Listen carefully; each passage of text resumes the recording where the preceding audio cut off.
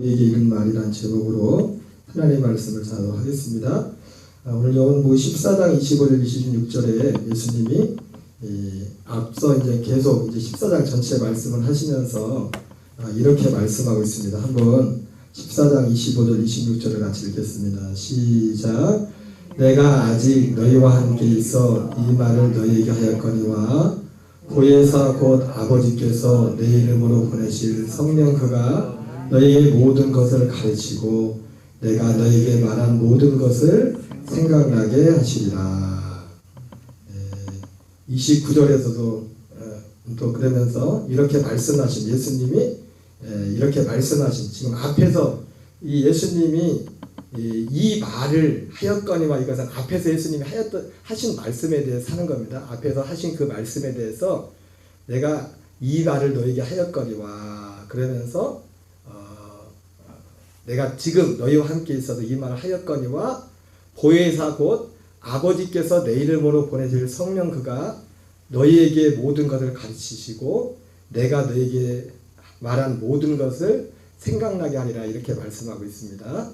예수님이 지금 이 말씀을 지금 앞에서 여러 가지 말씀들을 하셨는데 결국은 예수님이 이 말씀을 하셨는데 이것을 예수님만 말씀하신 것이 아니라 예수님이 이제 요한복음 14장에서 그 앞에서도 그렇고 보혜사 성령에 대해서 약속의 성령에 대해서 말씀하시는데 성령이 오시면 하신 일이 또한 모든 것을 가르치고 그리고 예수님이 지금 사도들에게 한 그 모든 것을 생각나게 하리라 이렇게 말씀하고 있습니다. 그래서 예수님이 하신 그 말을 생각나게 하고 성령이 오셔서 하시는 것도 뭐냐면 바로 예수님이 하셨던 그 말들을 가르치고 생각나게 할 것이라고 말씀하고 있습니다. 그러면서 오늘 29절에서는 예수님 자신이 지금 사도들에게 너희에게 말하는 것은 이렇게 여기서 너희는 기본적으로 누굽니까? 12사도를 말하는 겁니다. 12사도들에게 이제 일이 일어나기 전에 너희에게 말하는 것은 일이 일어날 때 너희로 믿게 하려 함이라 이렇게 말씀하고 있어요. 자, 그래서 중요한 건 뭐냐면 오늘 예수님도 그렇고 예수님이 내가 이 말을 하였다고 했는데 그리고 성령이 보혜사 성령님도 오시면 모든 것을 가르치고 내가 너에게 말한 모든 것을 생각나게 하리라고 그렇게 말씀을 하셨는데 바로 이 예수님이 하신 이 말씀과 그리고 보혜사 성령이 오셔서 가르치고 생각나게 하는 것도 예수님이 하신 말씀을 생각나게 하신다고 했죠. 그죠? 근데 그게 무엇에 관한 거예요? 무엇에 관한 것? 어떤 말이죠? 보혜사 성령이 오셔서 결국 사실은 보혜사 성령이 오셔서 하는 것도 예수님이 하신 것을 대신하는 겁니다. 예수님이 하셨던 것을 성령님이 오셔서 하는 거예요. 모든 것을 가르치고 내가 너에게 말한 모든 것을 생각나게 하리라 이렇게 말했는데 뭐에 관한 거예요? 결국은 무슨 말을 말한 거죠? 무슨 말을? 결국은 이 모든 것들은 여러분 억지로 이걸 만드는 게 아니라 예수님이 하신 말씀도 그렇고 성령님이 하신 말씀 오셔서 하는 말씀도 그렇고 오직 하나의 핵심은 뭐냐면 구원에 관한 겁니다. 구원에 관한 거. 뭐라고요? 구원에 관한 거예요. 구원. 예수님이 이 땅에 오신 목적도 구원에 관한 것을 위해서. 그래서 요한 5장 36절이라는 것처럼 내게는 세례 요한보다 더 큰 증거가 있는데 아버지께서 내게 완성하라고 맡기신 그 일이 곧 내게 대하여 아버지께서 나를 보내신 것을 증거하는 것이라 그랬어요. 아버지께서 예수님을 보내신 그 증거가 뭐냐면 아버지께서 완성하라고 맡기신 그 일, 예수님이 하시는 그 일이 바로 예수님께서 하나님 아버지께서 예수님을 보내셨다는 가장 명백한 증거가 된다는데 예수님이 하시는 그 일은 결국 뭡니까? 구원에 관한 일이에요.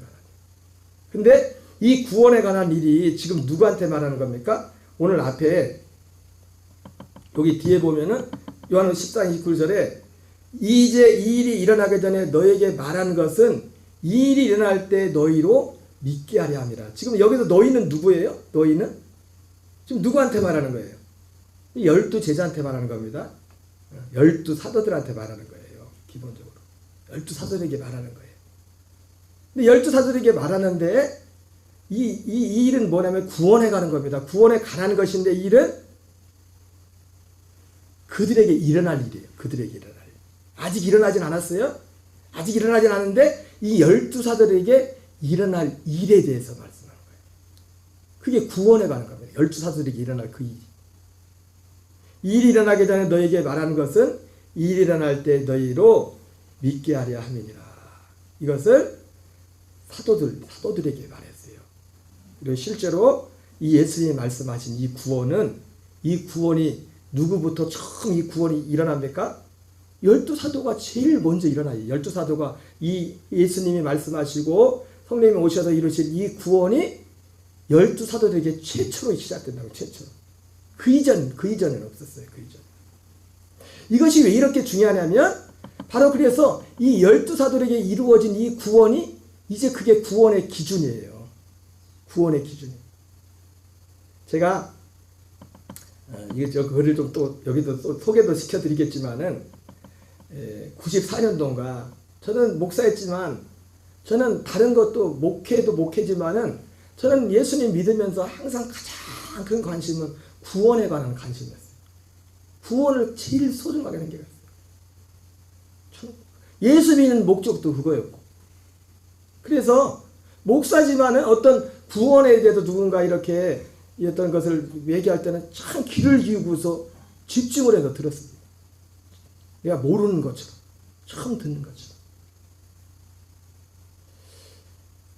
그 전에 소개시켜드렸던 그 신만철 목사님이라고 그 구원의 커트라인이라는 책을 1994년도인가 그때 쓴 책인데 지금도 제가 서재에 그 책이 있어요. 그때 글자도 조그맣고. 근데 그분은 여기 제가 글도이가 써놓은 거를 잠깐 제가 소개도 시켜드리겠지만 그분은 정말 그분은 간증을 들으면은 신앙생활에 체험도 많이 있었고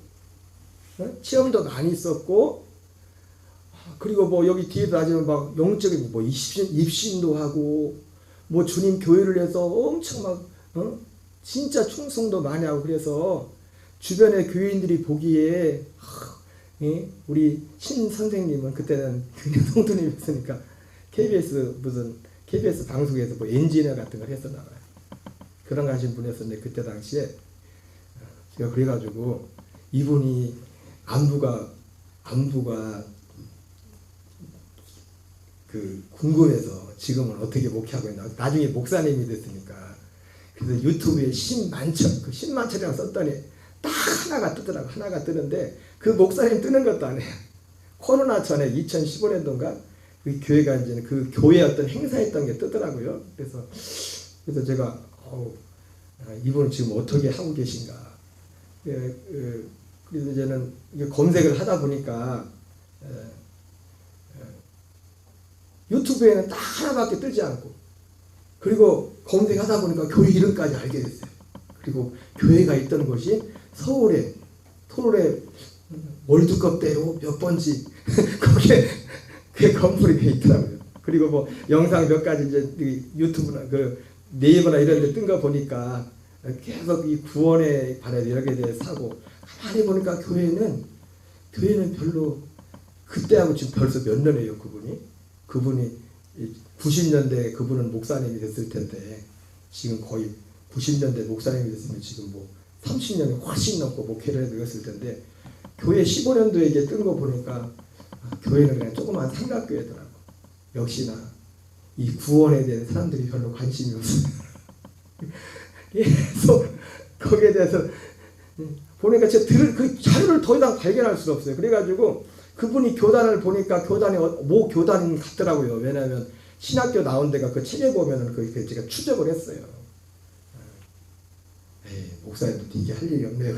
아니 그게 아니라 제가 그분의 개인적인 신변이 궁금한 게 아니라 그분이 전하고 있는 그 복음과 그분이 또 어떻게 그게 궁금한 거예요. 근데 어쨌든 보니까 그 교회도 서울에 있는 게 좀 조그만 삼각교회고 근데 지금도 보니까 지금은 또 그래서 내가 전화번호를 찾아 전화하니까 전화를 또 안 받아요. 이 전화번호가 없대요. 그래서 코로나 지나면서 교회가 없어진 건지 이 목사님이 은퇴를 하신 건지 나이가 들어가지고 또 한참 전이니까 그때는 저는 신학생 때였고 그분은 뭐 3, 40대면 됐을 때였으니까 은퇴했을 수도 있겠네요. 찾아봐서 전화벨을 눌러도 전화를 받지도 않고 그게 나오는데 어쨌든 내가 그런 저기를 했었는데 그분이 근데 제가 그분의 그 수고와 그분이 정말 이 구원에 대해서 정말 간절한 자기는 구원의 확신이 없었대. 근데 그분이 말하는 구원의 확신도 뭐였냐면 죄 사함에 관한 거였어요. 죄 사함. 죄 사함. 그래서 그분은 그분의 구원의 커트라인이 상하로 되어 있는데 이 상은 이제는 굳이 말하는 이제는 구원을 어떻게 구원받는가. 구원받는 게 그분이 말하는 구원은 죄 사함 받는 거예요. 죄 사함. 그분 표현으로 100% 죄 씻음 받는 거. 여러분 또 이렇게 막 물어보면 또 헷갈려. 여러분 100% 죄 씻음 받았어요? 이렇게 물어버리면 구원파가 가가지고 구원 받았냐고? 죄 있어요 없어요 당신? 이렇게 물어버리면 또 헷갈린다고 교인들이 또 이 그분의 표현은 그거예요. 100% 죄 씻음 받는. 그리고 이 상에서는 그렇고 하에서는 이제는 죄 사함 받은 사람이 어떻게 사는가 뭐 그런 식으로 책을 쓰고 있는데 그분이 근데 참 안타까운 게 뭐냐면 그분이 구원의 기준을 그러면서 구원의 기준을 어디에 대냐면 그분은 여러분 우리가 성경을 통해서 우리가 알지만 죄 사함 받아야 됩니다. 우리가 죄 사함 받아야 돼요. 그러나 죄 사함이 구원이 아닙니다. 구원의 어떤 과정이죠. 응? 아멘이세요? 이 죄 사함 받아야 돼요. 죄 사함 받아야 되는데 이 죄 사함은 한 번에 한 번 일생에 한 번입니다. 거듭날 때 한 번 죄 사함 받는 겁니다. 예수 그리스도와 함께 내가 정말 죽음에 나아갈 때 예수님과 함께 죽고 그 피로 영원한 성량을 받는 거예요. 받는 건데 이분은 보니까 이 구원의 기준을 이거 제가 다 자세히 읽지는 않았어요. 이게 보면 이제 뭔 내용인지 대략 아니까 이분이 뭘 말씀하시려는지. 이분 같은 경우는 이분이 그래서 이 구원의 문제 때문에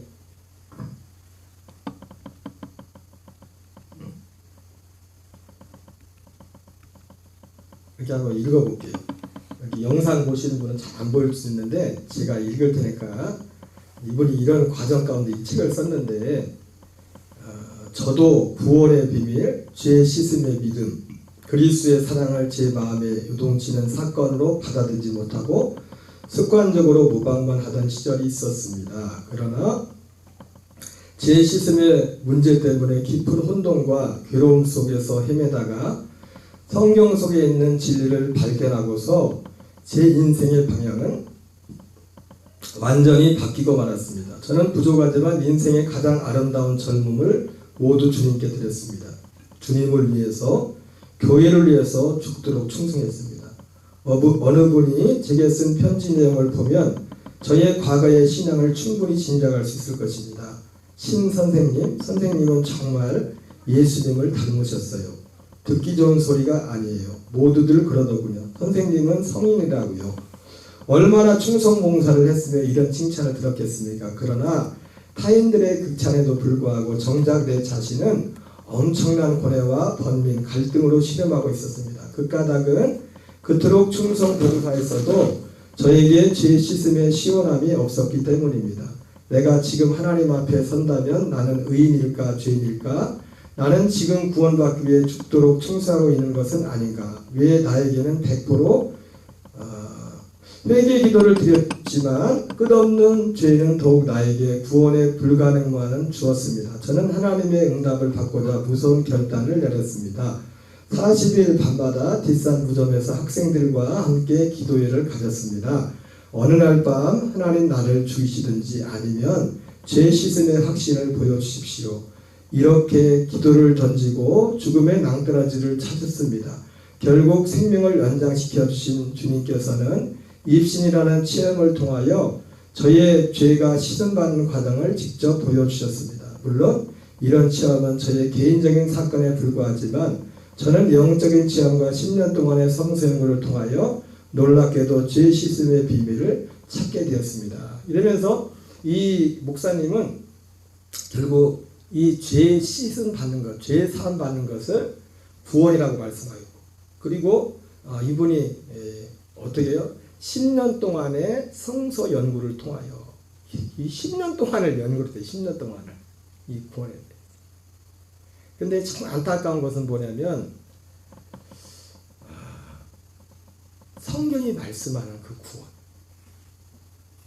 결국은 성경이 말씀하는 그 구원에 대해서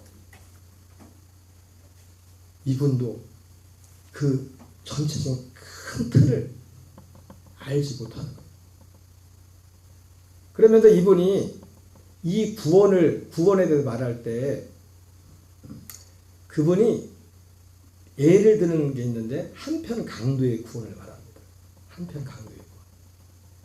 여러분, 한편 강도의 구원과 사도들에게 이루어질 그 구원은 다른 것입니다.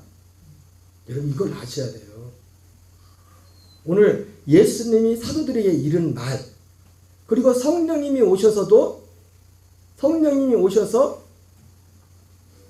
모든 것을 가르치고 예수님이 하신 말씀을 생각나게 하신댔잖아요. 그죠?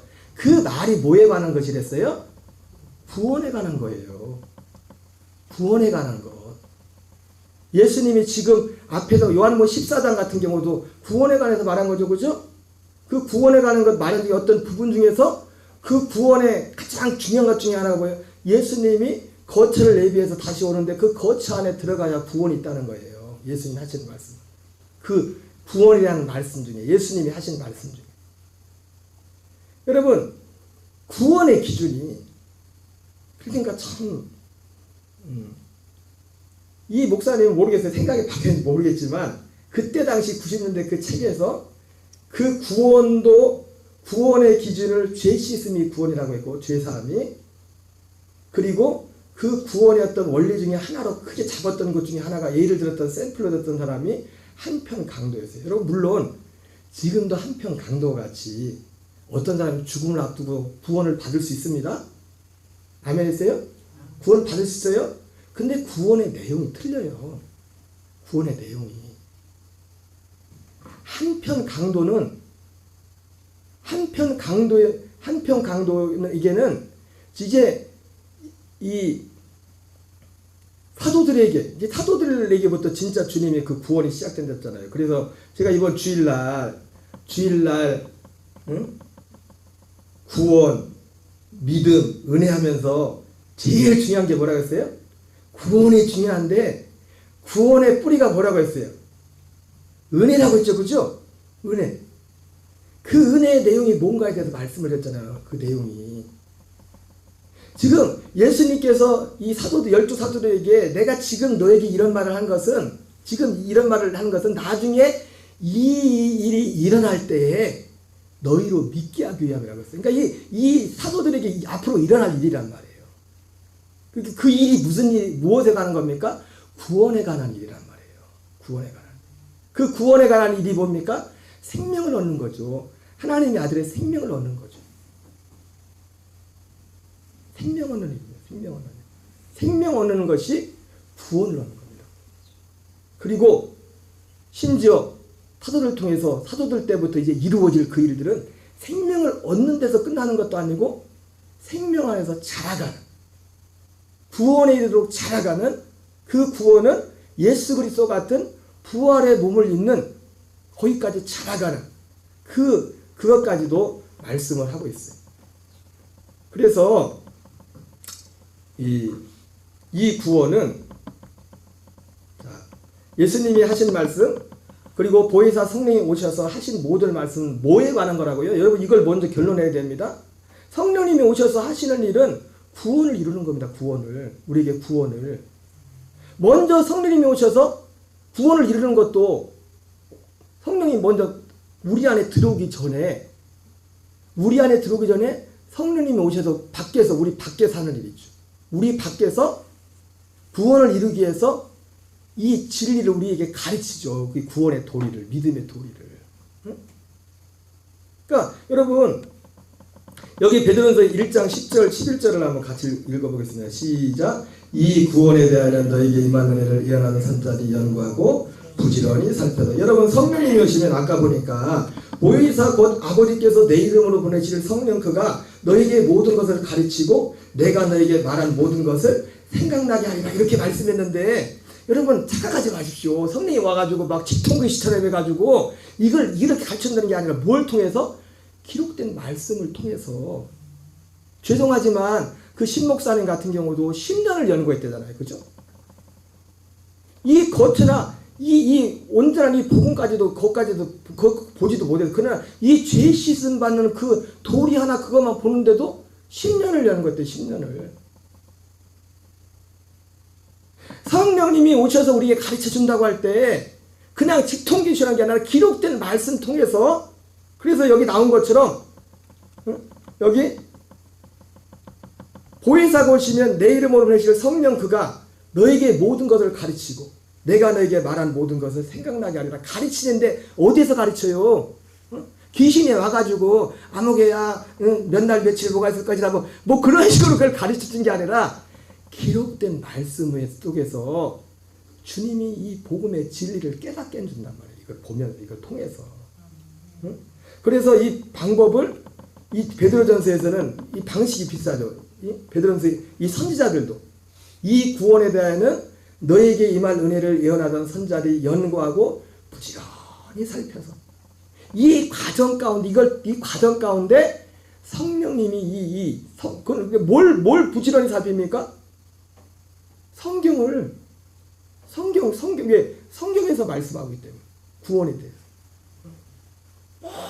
모든 성경 내가 어려서부터 성경을 아는다니 성경은 능히 너로 하여금 그리스도의 사는 믿음으로 말미암아 구원에 이르는 지혜가 있게 한다고 말씀하셨는데 이런 방식으로 이 구원에 대하여 너에게 임할 은혜를 예언하던 선자를 연구하고 부지런히 살펴서. 여러분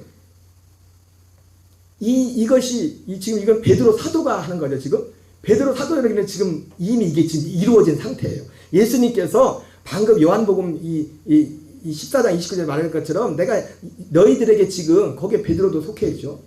너에게 이미 미리 말하는 것은 이 일이 일어날 때 너희로 믿게 하기 위함이라고 했는데 그 일이 구원의 일이란 말이에요. 구원. 그 일이 뭐예요? 거듭나는 거란 말이에요. 거듭나는 거. 여러분 한편 강도는 거듭나진 못했습니다. 그때 거듭나는 시대가 아니었어요. 아브라함도 거듭나지 못했다고요. 세례요한도 거듭나지 못했다고요. 이제 사도들을 통해서 전해진 이 구원 이 일은 이때부터는 뭐냐면 거듭나는 일, 거듭나는 게 구원이에요. 거듭나는 게 구원의 시작이라고요. 그래서 참 안타까운 게 그러니까 그 목사님도 그렇게 10년을 연구하셨지만 제가 볼 땐 저보다 100배는 훌륭한 분이에요. 여러 가지 노력이나 이런 건 100배 훌륭한 분인데 사도들에게 전한 그 복음. 그래서 요 앞에 요걸 얘기하면서 사도 베드로가 베드로전서 1장 10절 얘기하면서 이 구원에 대하여는 너에게 임할 은혜를 예언하는 선자들이 연구하고 부지런히 살펴서 1장 12절 같이 있습니다. 시작. 이 섬긴 바가 자기를 위한 것이 아니요 너희를 위한 것이니 계시로 하게. 이 무슨 뜻입니까? 이 선지자들이 구약의 선지자들이 딱 했던 거 뭐냐면 선지자들도 물론 가끔씩 어떤 일상적인 일어날 사건들에 대해서 예언하기도 했어요. 그런데 실제로 그 선지자를 통해서 주님이 말씀하신 거 보면 이 구원에 대해서 말씀했다고요. 그래서 히브리서 1장 1절 2절에서 하는 게 뭡니까? 옛적에 선지자를 통해서 여러 부분과 여러 모양으로 말씀하신 하나님이 선지자를 통해서 뭘 말씀했어요?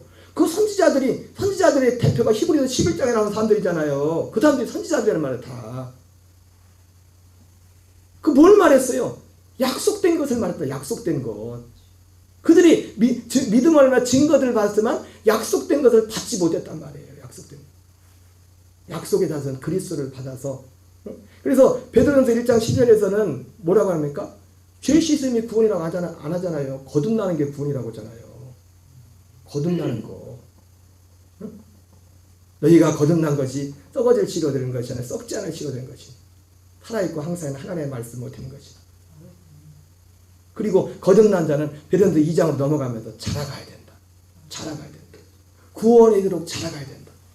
우리가 거듭난 생명이 우리의 믿음의 생명에 안에서 자라갈 때 그 요한 1세 사도 요한이 말했던 것처럼 어린아이 같은 상태에서 청년 같은 상태, 아비와 같은 그런 상태, 그렇게 자라는 것에 대해서 말씀을 하고 계시고.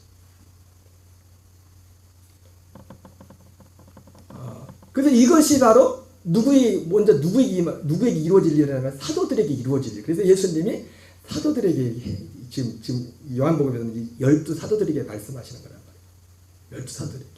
무엇에 대해서? 그들에게 이루어질 구원에 대해서 말씀하는 겁니다. 구원에 대해서. 여러분, 구원은 그냥 죄사함이 아니라 구원에 죄사함이 포함되어 있습니다. 죄사함이 포함되어 있지만 죄사함이 구원이 아니라 죄사함은 구원의 중보고 죄사함은 생명으로 거듭나서 그 생명으로 사는 겁니다. 새로운 생명으로 태어나서 그 생명으로 살아가는 게. 그래서 구원은 살아가는 거예요. 태어나서 새로운 생명으로 살아가는 거. 이것이 예수님이 계속해서 하셨던 말씀이고, 그리고 보혜사 성령이 오셔서 가르칠 그 일이라고 말씀하고 있는 것입니다. 그래서 기준이 뭐예요? 이 구원의 기준은, 그래서 한편 이제 사도들 이후로, 그래서 제가 오늘 제목이 뭐예요? 사도들과 우리에게 이른 말이 됐잖아요. 사도들에게 이루어질 일이었고, 그리고 금방 사도 베드로가 베드로 전서를 받는 그 성도들에게 너희에게 이루어진, 이미 그들에게 지금 이 편지를 받은 사람들은 이 구원이 이루어진 사람들이거든요. 그래서 이것이 선자들이 부지런히 살피고 연구한 것이 자기를 위한 것이 아니에요. 왜? 자기들한테 이루어지진 않았거든요. 자기들 생이 이루어지지 않았거든요. 너희를 위한 것이 계시로 알게 됐다고 그러잖아요. 이 구원에 대하여 부지런히 살펴보고 연구했는데 이 살핀 이 노력이 그 노력한 본인들을 위한 것이 아니라, 물론 그 본인들을 위한 것이 아니라는 것은 어떤 의미냐면은, 어떤 의미예요? 그들이 약속된 것을 그들이 살아있을 때 받지 못했다는 거예요. 생명으로 거듭나는 일이 그들에게 없었다는 거예요. 그러나 그런 의미지, 또 그들이 그렇게 수고하는 것이 또 잘못된 건 아닙니다. 그들은 그들대로 상이 있는 겁니다. 여러분, 상은 다릅니다. 우리가 지금 은혜 살고 있지만 모세의 상이 클까요? 우리의 상이 클까요? 네? 누구 상이 클까요? 모세 상이 커요. 상은. 모세도 일을 해야 되는데 다만 그런 이 약속된 걸 받지 못했지. 권상이 모세만큼 일했어요? 그들이 세례 요한이, 지난번에 도네슬리 목사님 그랬잖아요. 세례 요한이 선자 여자 중에 가장 크지만 하나님 나라에서는 작은 그것이 은총을 누린다는 그런 의미에서, 그 시대에 대해서 그런 의미를 말한 거지, 우리가 세례요한보다 선지자가 더 크다는 그런 의미가 아니랬잖아요. 응? 우리가, 여러분, 세종대왕, 여러분 여쭤볼게요. 좀 이게 많이 모르겠지만 세종대왕이, 여러분 세종대왕 시대에 세종대왕으로 살고 싶어요? 그냥 여기 지금 이 시대에 평범하게 살고 싶어요? 네? 지금이 좋죠. 세종대왕 때는 또 구원도 못 받아. 그때는 복음도, 우리는 조선 구원받기 힘들어. 왜? 복음이 없었기 때문에. 그럼 우린 또 그렇게 말할 거예요. 하나님도 불공평하다. 응? 아니, 세종대왕이 구원을 못 받으면 그럼 누가 구원을 받아? 사실 여러분, 거슬러 올라가면 이 복음이라는 게, 세종대왕도 우리도 그렇고 다 거슬러 가면 육신적으로 한 조상이잖아요. 그죠? 그런데 이 아담이 범죄하고 난 후에도 하나님의 약속은 복음을 계속 전해졌다고요. 그런데 어느 순간인가 우리의 어떤 조상 때에 육신의 조상 때 그걸 거부해버린 거예요. 결과적으로 그건 사실은. 여러분 이해하십니까? 거슬러 올라가면 주님이 여기는 구원하지 않고 여기는 구원, 그게 아니라 거슬러 올라가면 복음은 모든 사람에게 원래 하나님이 아담이 범죄한 이후에도 여러분 아담도 구원 받았습니다. 아담이 범죄했지만은 하나님 바로 약속을 주잖아요. 그 구원 받는 거예요. 그 믿음으로. 그리고 그 약속 구원 받는 거예요. 구원 받는 거라고. 아담이 그 사막갈 따먹었다고 그 때문에 지옥 가는 거 아니에요. 회개하고 그걸 믿었을 때 그들에게 약속이 있다고요. 그래서 어쨌든 노아 홍수의 셈과 함과 야벳으로 싹 나눠주고 이게 계속 이게 나눠지면서 이게 복음이 계속 전달되는데 우리 조상 누군지 모르겠지만 어느 태에서 하나님을 거부해버린 겁니다. 하나님이 우리를 버린 게 아니라. 그래서 이렇게 해가지고 오게 된 거예요. 그럼 우리가 하나님한테 그걸 책임을 돌리면 안 돼요. 어쨌든 꼰대에 말했던 것처럼 난 임금 그때 돌아가서 임금 하나님 지금 평범하게 사는 게 낫다. 지금 누릴 게 훨씬 많죠. 그죠? 세종대왕은 가마 타고 다니지. 신권사님 자가용 타고 다닐 줄 알았냐고요. 꿈을 꿨다고요. 가끔 말씀하잖아요. 옛날에 와 그때 처음에 저도 얼마 살지도 않았지만은 폰이 처음 나왔을 때 야 우리가 자동차를 지금 이렇게 끌고 다닐 줄 알았습니까? 그랬잖아요. 그런 차원에서 이제 말씀을 하는 거죠. 그래서 사도들에게 또 우리에게 이런 이 말의 핵심이 뭐냐면 구원의 기준이 이제 사도들부터 그 구원이 시작됐단 말이에요. 그 구원이 뭡니까? 물과 성령으로 나는 거예요. 물과 성령으로 태어난 거예요. 그것을 거슬러 올라가면은 우리가 주일날 살펴봤던 것처럼 그게 은혜라고요. 영원전부터 시작되었던 그 은혜. 그리고 사도들을 통해서 선지자를 통해서 계속해서 전해졌던 그 은혜. 그리고 예수님이 오셔서 내가 아버지께서 완성하라고 맡기신 이 일을 행하러 왔습니다. 그러면서 예수님이 죽음과 부활 모든 과정을 거치시고 결국은 마지막에 오늘 요한복음 14장 같이 여러 가지 말씀 중에 내가 처소를 예비하러 가노니 내가 너희를 내 처소를 예비하면 내가 다시 와서 너희를 내게로 영접하여 나 있는 곳 너희도 있게 하리라. 이렇게 말씀했던 겁니다. 여러분 이제 어떤 모양새로요 한편 강도와 같이 어떤 사람이 구원 받을 수 있습니다. 지금도. 근데 그 구원의 내용이 뭐예요? 거듭남이라는 거죠. 물과 성령으로 거듭나는 게 구원이라는 거죠. 기준. 아멘이십니까? 네. 오순절 이후부터 이제는 구원이 뭐냐면 물과 성령으로 거듭나는 거예요. 혹 그 사람이 한편 강도처럼 숨 넘어갈 때 구원 받을지라도 그 믿음으로 구원을 받는 거라고요. 그 믿음, 물과 성령으로 거듭나. 마태복음 11장 11절 12절 읽겠습니다. 시작. 내가 진실로 너희에게 말하노니 여자가 낳은 자 중에 세련보다 큰 이가 일어남이 없도다. 그러나 천국에서는 지극히 작은 자라도 그보다 크니라. 세례요한의 때부터 지금까지 천국은 침노를 당하나니 침노한 자는 빼앗나니라. 예. 바로 이 천국에 들어가 사는 것이 구원입니다. 천국에 들어가는 것이 요한복음 16장 16절 읽습니다. 시작. 율법과 선자는 요한의 때까지요 그부터는 하나님 나라의 복음이 전파되어 사람마다 그리로 침입하니라. 그죠? 율법과 선자는 요한의 때까지요. 그 후부터는 구원의 모양이 틀려요. 그 후부터는 하나님 나라의 복음이 전파되어 사람마다 그리로 침입하니라. 그 하나님 나라의 복음이 뭐예요? 여기 앞에 나온 것처럼 천국에 지금 이 천국은 어떤 천국이라고 했습니까?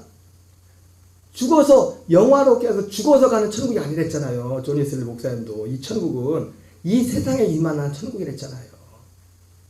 그 천국은 결국은 오늘 요한복음 14장에 예수님이 말씀했던 그 거처란 말이에요. 그 처소란 말이에요. 눈에 보이지 않는 주님이 예비에다 가지고 다시 오시는 성령 안. 근데 그게 언제? 성령 안에서 오신다. 성령 안에서. 여러분 예수님은 분명히 말씀했어요. 물과 성령으로 나지 않으면 하나님 나라를 들어갈 수 없다. 이렇게 말했어요. 물과 성령으로. 그때 니고데모가 그 말을 했죠. 그죠? 근데 니고데모는 언제 물과 성령으로 거듭났을까요? 언제? 예수님이 니고데모 분명히 거듭났을 거예요. 근데 언제 거듭났을까요? 오순절 이후에 거듭납니다. 니고데모도. 왜? 예수님이 아버지께서 완성하신 첫째 것을 폐하고 둘째 것을 해결하신 이 뜻을 이루기 위해서 예수님이 가진 이 모든 구속 구원의 과정, 죽음과 부활과 승천과 영광 받으시고 지금 말씀하신 이 거처를 준다, 이 모든 것에 다 딱 준비되었을 때 이게 뜻이 하나님에서 이루어진 거예요. 준비되었을 때 그때 그 뜻이 우리에게 이루어지는 그것이 구원이란 말이에요. 그것이. 그 후부터는 하나님의 나라의 복음이 전파되어 사람마다 그리로 침입하느니라. 마가복음 1장 14절 15절 읽겠습니다. 시작. 요한이 잡힌 후 예수께서 갈릴리에 오셔서 하나님 전파에 이르되 때가 찼고 하나님의 나라가 가까이 왔으니 회개하고 복음을 믿으라 하시더라. 예. 요한이 잡힌 후에 의미심장하죠. 요한이 잡힌 후에 예수님이 오셔서 때가 찼고 하나님의 나라가 가까이 왔으니 회개하고 복음을 믿으라. 그러니까 세례 요한도 이 땅에 살아있을 땐 이 하나님 나라에 들어가지 못한 거예요. 왜? 그 나라가 아직 만들어지지 않았기 때문에. 그 나라가. 이 나라는 예수님이 말씀하신 이 나라는 하나님의 나라가 가까이 왔댔죠. 아직 온 게 아닙니다. 하나님 나라에 가까이 왔어요. 가까이 왔는데 예수님이 말씀하시고 얼마쯤부터 하나님 나라가 실제로 이 땅 가운데 임하기 시작합니까? 한 3년쯤 지나고 나서 2, 3년 지나고 나서 예수님이 이제 죽으시고 부활하시고 승천하시고 오순절 성령이 임하시면서 그때부터 하나님의 나라가 이 땅에 임하기 시작하는 거예요. 근데 이것이 모두에게 일관적으로 다 임하는 게 아니라 오늘 우리 각자에게 지금 이 시대, 그러니까 지금 이 시대는 구원의 기준이 뭐예요? 한편 강도가 그냥 그런 한편 강도가 받았던 그런 구원이 아니면 한편 강도는 생명을 못 받았어요. 생명을 못 받았지만 낙원에 갔어요. 그때는 그런 시대였기 때문에 그냥 그 약속만 믿어도 한편 강도의 믿음도 완전한 믿음이었습니다. 완전한 믿음이었어요. 그러니까 주님이 내가 오늘 나와 함께 낙원에 있을 것이라 말했죠. 그러나 지금 우리가 받는 구원은 우리 시대는 한편 강도가 받는 그런 모양의 구원이 아니라고요. 구원이 뭐라고요? 물과 성령으로 가는 거라. 물과 성령으로. 그것을 사도들에게 말한 거예요. 사도들 12사도들부터 처음 시작되는 거예요.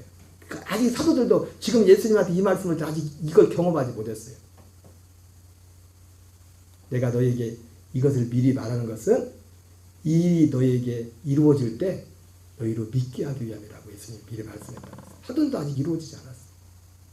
그러나 이제는 사도들에게 그 일이 이루어졌고 심지어 사도 베드로가 오늘 편지를 쓴 사도 베드로가 전했던 베드로에게 편지를 받는 그 성도들도 그 일이 이루어진 사람들이에요. 그들에게 이제 사도 이루어졌음에도 불구하고 사도 베드로가 또 써요. 왜? 성도들은 자꾸 헷갈리니까. 자꾸 헷갈리고 엉뚱한 생각하니까. 베드로 후서가 사도 베드로 그러잖아요. 그래서 내가 여러분들이 이미 다 알고 있는 얘기지만 내가 다시 한번 내가 이제 지금 기도하는 가운데 주님이 내 마음에 이제 육신의 장막을 벗을 날이 가까웠는데 여러분이 다 알고 있는 얘기지만 나는 이 얘기를 또 할 수밖에 없다. 그러면 그 앞에서 그 얘기하잖아요. 구원행에서 지극히 크고 보배를 약속. 이 복음은 지극히 크고 보배를 약속으로 말미암아 세상에 썩어질 것을 피하여 신의 성품에 참여하는 것이라. 그 구원에 대해서 말씀하면서 내가 여러분들에게 이것을 다시 말한다.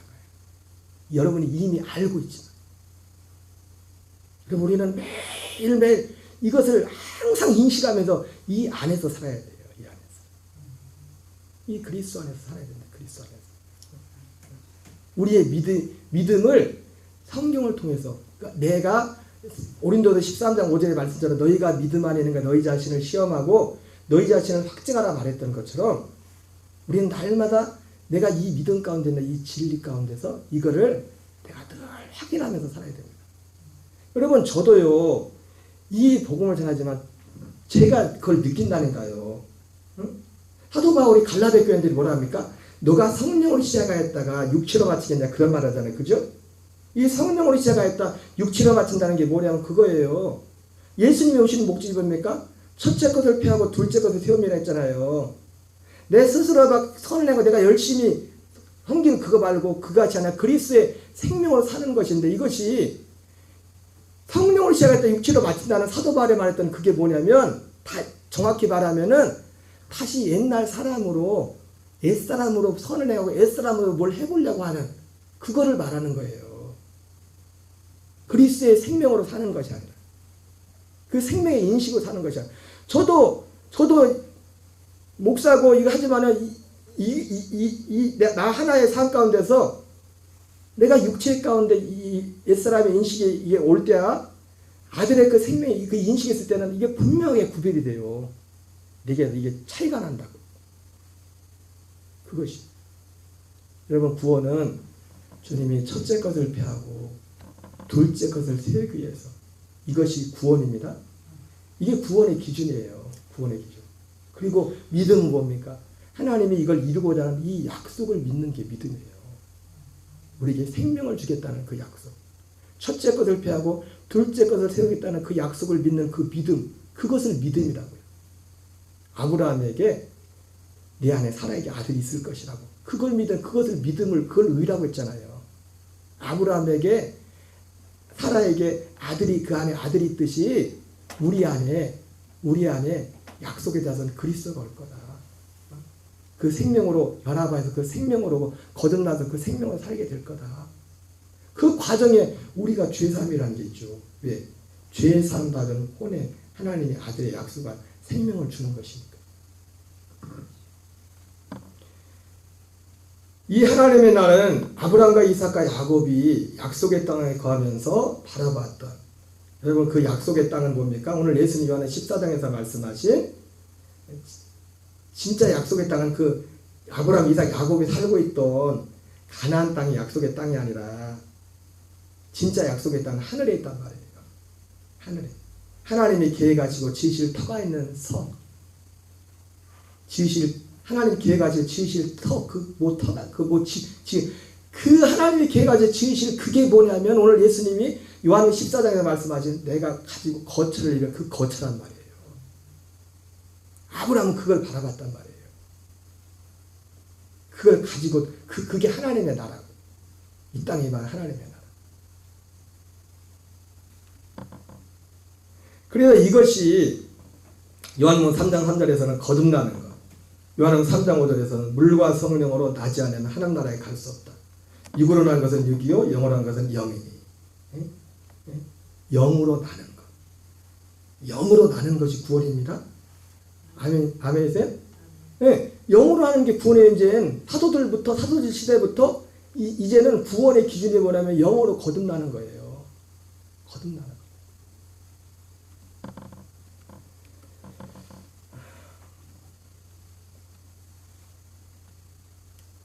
그래서 우리가 이 구원을 이루어가는 사람은 이것이 구원이에요. 그래서 여기 17장 20절 21절 같이 읽겠습니다. 시작. 내가 비옵는 것은 이 사람들만 위함이 아니요 또 그들의 말로 말미암아 나를 믿는 사람들도 위함이니. 그래서 예수님이 오늘 하신 이 말씀은 먼저는 사도들에게 한 말이고, 그리고 누구를 위한 말이 됐어요? 우리를 위한 말이에요. 지금 그 대상이 예수님이 내가 비옵는 것은 이 사람들만 위함이 아니라, 지금 예수님 요한은 17장에서 결국은 지금 제자들 12제자를 위해서 기도하잖아요. 그죠? 이렇게 그게 구원의 모양이에요. 구원의 모양. 아버지와 내가 하나 된 것 같이 저들도 우리와 하나가 되게 하소서. 우리와 같이 하나가 되게. 그것은 사람들끼리 하나 된다는 게 아니라 아버지와 아들 관계가 하나가 된다는 거예요. 사람들과 하나 되는 건 그 다음이란 말이에요. 하나가 되는 것. 아버지와 아들과. 그래서 내가 비옵는 것은 이 사람들만 위함이 아니라 또 그들의 말로 말미암아 나를 믿는 사람들도 위함이니. 그러니까 오늘 예수님이 사도들에게 했던 이 모든 말은 사도들을 위한 것뿐만 아니라 누구를 위한 거예요? 우리를 위한 거예요. 근데 우리를 위한 건데, 우리를 위한 무엇이요? 우리를 위해 이루고자 하는 구원에 관한 말씀이란 말이에요. 구원에 관한 말씀.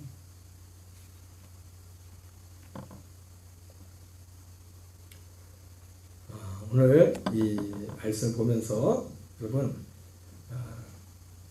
우리가 이 복음에 대해서 아니 그 목사님은 10년을 연구했다는데 10년을 연구하셨는데도 여기까지는 말씀을 못하죠. 여기까지. 여러분 우리의 모든 믿음과 삶의 담대함이 하나님이 우리를 볼 때 의롭다 하는 것도 기준이 뭐예요? 이 복음이 기준이에요. 우리가 그분 앞에 이 땅에서도 담대함을 가질 수 있는 기준도 뭐예요? 이 복음이 기준이라고요. 이 복음이. 그러니까 여러분 이 복음을 정말 그냥 스쳐 지나가듯이 그냥 그렇게 생각하면 안 돼요. 여러분. 우리의 온 마음을 들여서 우리가 이거를 바로 듣고 여기에 실제로 연합하여. 응? 그리고 실제로 이것이 그냥 어떤 지식으로 끝나는 게 아니라 이것이 이 복음의 말씀을 통해서 이 복음이라는 것이 복음의 말씀이라는 것이 생명의 씨가 되고 또 우리의 양식의 말씀이 되지 않습니까? 이 말씀을 통해서 실제로 우리가 육신의 생명이 아닌 그리스도의 아들 생명으로 사는 그런 일들이 우리에게도 진행이 돼야 돼요. 그것이. 왜? 하나님이 이루고자 하는 구원의 모습이 그런 모습인 겁니다. 갈라디아 2장 1절 말씀처럼 내가 그리스도에서 함께 십자가에 못 박혀 죽었나니 그런즉 이제는 내가 사는 것이 아니라 오직 내 안에 그리스도께서 사는 것이다. 내 안에 범사에 내가 사는 것이 아니라 누가 사는 거라고요? 그리스도께서 사는 것이다. 이게 내가 다르다 하면 둘째다. 내가 먼저 내게 느껴져야 돼. 이것이. 내가 그리스도로 산다. 그러려면 먼저 이 진리를 우리가 분명히 인식하고 이 안에 더 힘써 나가는 저와 여러분 되시기를 주 이름으로 축원합니다. 찬송가 아까 불렀던 찬양하겠습니다.